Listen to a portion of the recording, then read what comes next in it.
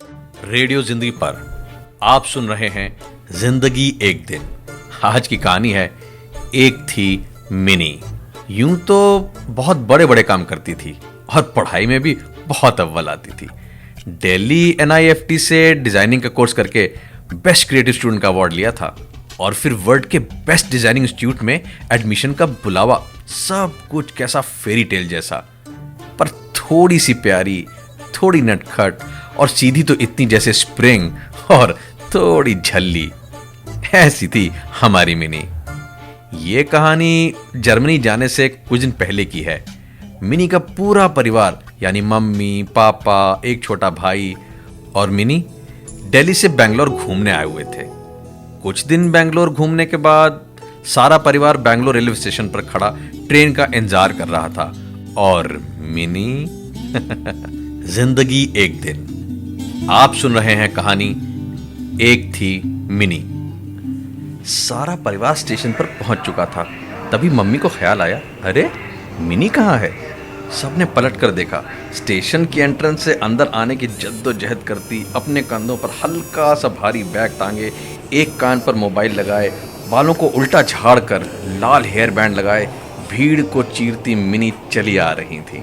और जैसे ही भीड़ छटी, मिनी के सामने प्लेटफॉर्म खाली हुआ कि अचानक मिनी के दोनों हाथ हवा में लहरा कर पीछे गए और फिर आगे आए और हमारी मिनी मुंह के बल चारों खाना चित प्लेटफॉर्म पर धड़ाम।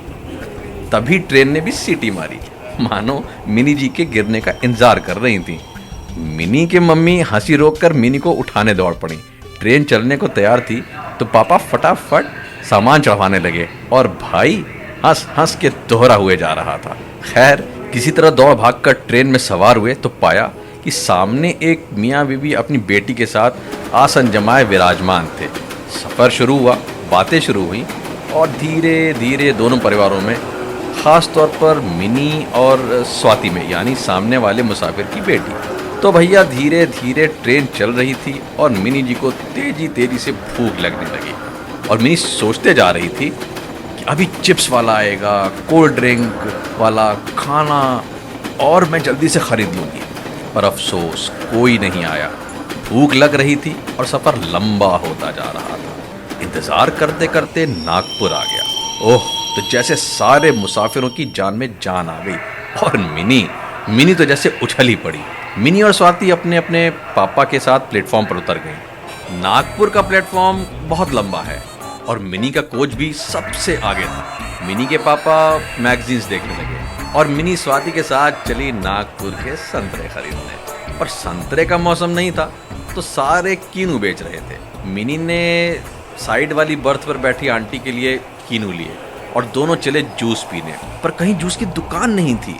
चलते चलते दोनों प्लेटफॉर्म के दूसरे कोने पर यानी ट्रेन के पीछे की तरफ पहुंच गए। यहाँ एक रेस्टोरेंट था जिसमें जूस मिल रहा था, पर लाइन बहुत लंबी थी। धीरे धीरे बढ़ते हुए जैसे ही दोनों काउंटर तक पहुंचे, मिनी ने स्वाति से बड़े आराम से पूछा, ये गार्ड हरी झंडी क्यों दिखा रहा है? स्वाति भी उतनी ही कैजुअली बोली, हरी झंडी तो तब दिखाते हैं जब ट्रेन चलने वाली होती है। क्या? दोनों एक साथ चीखे और जूस वहीं छोड़कर दौड़ पड़े ट्रेन की तरफ। ट्रेन तब तक चल पड़ी और स्पीड पकड़ रही थी। दोनों दौड़कर अपने डिब्बे में चढ़ना चाह रहे थे, पर ट्रेन मानो उनसे आगे निकलने की होड़ में और तेज हुए जा रही थी। पूरे प्लेटफॉर्म पर अफरा तफरी थी। सब दौड़कर ट्रेन में चढ़ना चाह रहे थे। शायद ट्रेन अपने निश्चित समय से थोड़ा पहले चल दी थी। जब ट्रेन थोड़ा और तेज हुई और मिनी को लगा कि वो अपने डब्बे तक नहीं पहुंच सकती, तो वो दौड़ते हुए एक कोच में चढ़ गई और उसने स्वाति को भी ट्रेन में खींच लिया। हाँफते हुए दोनों ने एक दूसरे की तरफ देखा और हंसने लगी। फिर अचानक ध्यान आया कि मेरा कोच किस तरफ है, मुझे आगे जाना है या पीछे? थोड़ा सा दिमाग लगाकर दोनों एक तरफ चल दी।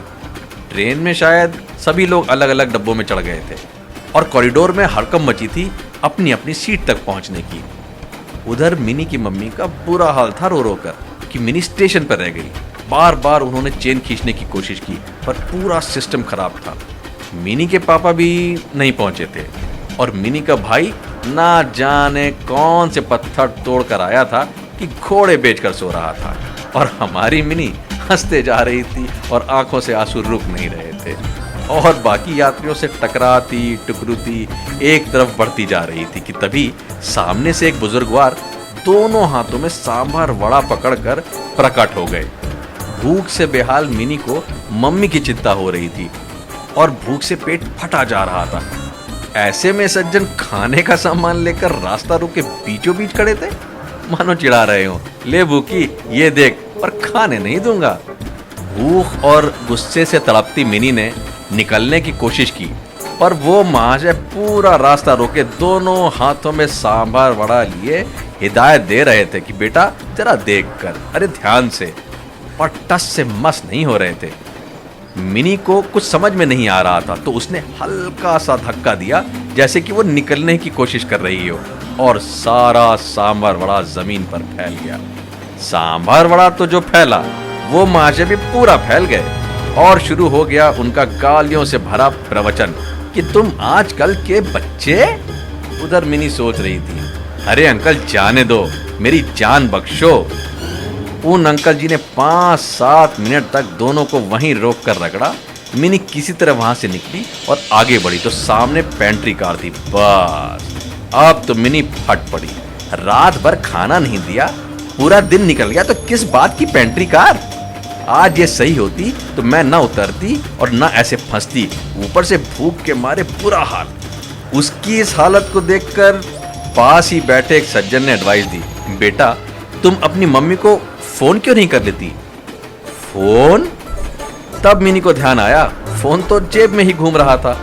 फोन निकालकर देखा तो बैटरी खत्म थी। फिर मिनी ने उन सज्जन की तरफ अपनी नजरें झुकाते हुए देखा, मानो कह रही थी प्लीज। भले से अंकल ने समझते हुए अपना फोन आगे कर दिया। फोन हाथ में आते ही जैसे मिनी में मानो नई स्फूर्ति जाग गई। फोन हाथ में आते ही मिनी ने फटाफट अपनी मम्मी का नंबर डायल किया, 98100। उधर भी जैसे मम्मी इंतजार में बैठी थी। दूसरी बेल पर ही फोन उठ गया और मिनी एक सांस में बोल गई, मम्मी मम्मी मैं ठीक हूँ और ट्रेन पर चढ़ गई हूँ। दूसरी तरफ से आवाज आई, ट्रेन में? क्यों? ट्रेन में क्यों चढ़ गई? ये नंबर किसका है? बिना बताए तुम कहाँ जा रही हो? कहाँ जा रही हो? सुनते ही मिनी जी को समझ आया कि ये तो रॉन्ग नंबर मिल गया। हमारी मिनी जी उस परेशानी में ठहाका मारकर फट पड़ी और ध्यान से दोबारा नंबर डायल किया। अब की नंबर सही लगा। मिनी जी ने बताया कि वो ट्रेन में चढ़ गई हैं, पर डब्बा याद नहीं है। सुनते ही अगल बगल बैठे लोग हंसने लगे। खैर साहब, मम्मी ने डब्बा बताया तो पता चला मिनी जी उल्टी दिशा में जा रही थी। चलो फिर मिनी जी चली वापस। 2 डब्बे पार करके उसी डब्बे में अंकल जी अभी तक सामर को लेकर तूफान मचाए हुए थे। उनसे 2-4 गालियां खाती, उन्हीं शरीरों से भिड़ती भिड़ाती मिनी जी चली अपने डब्बे की ओर कि रास्ते में स्वाति के पापा मिल गए। वो बेचारे भी अपने हाथ में कुछ संभाले धीरे धीरे आगे बढ़ रहे थे।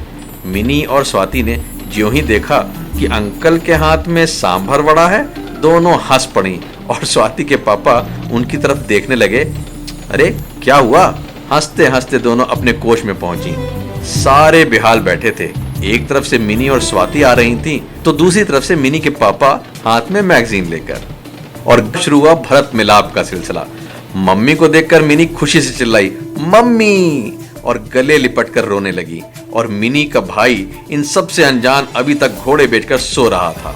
मिनी ने उसको जगाया, गले लिपट गई, फिर बताया कि उसने किसी को रॉन्ग नंबर पर फोन करके कह दिया कि मम्मी मैं ट्रेन पर चढ़ गई हूँ। ट्रेन पर क्यों? ये नंबर किसका है?